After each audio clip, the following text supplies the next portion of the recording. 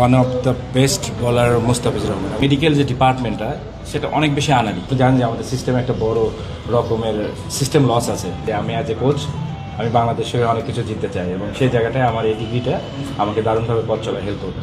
আমরা এখন আইসিসির এলিট প্যানেলের কোচ হিসাবে নিজেদেরকে আমরা ভাবতে শিখছি, যে ধরেন এই কোচের মাধ্যমে আমরা কিন্তু এখন আইসিসির একটা এলিট প্যানেলের যে কোচের লিস্ট থাকে সেখানে আমরা অন্তর্ভুক্ত হচ্ছি।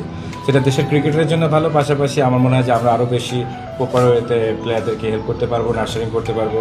এবং যে জিনিসটা আসলে সবসময় আমি পার্সোনালি চেয়েছি, যে আমি অ্যাজ এ কোচ আমি বাংলাদেশের অনেক কিছু জিততে চাই এবং সেই জায়গাটায় আমার এই ডিগ্রিটা আমাকে দারুণভাবে পথ চলা হেল্প করবে। পুরো কনফিডেন্ট, আমি এখন জানি যে আসলে আমি অ্যাকচুয়ালি কী করব এবং কাদের জন্য করছি এবং প্লেয়াররা কীভাবে নিজেদেরকে মেলে দিতে পারে সেই পাথওয়েটা আমরা চমৎকারভাবে আপনার ক্লিয়ার একটা ভিউ আমাদের এসেছে, যেখান থেকে আমি মনে করি যে আমি আসলে প্লেয়ারটাকে হেল্প করতে পারবো। যে আমরা পার্সোনাল গোল থেকে শুরু করে টিম গোল, যেটা আমরা সবসময় বলি, প্রত্যেকটা জায়গায় আমরা আমাদেরকে ইনশাল্লাহ নিজেদেরকে মিলে ধরতে পারবো।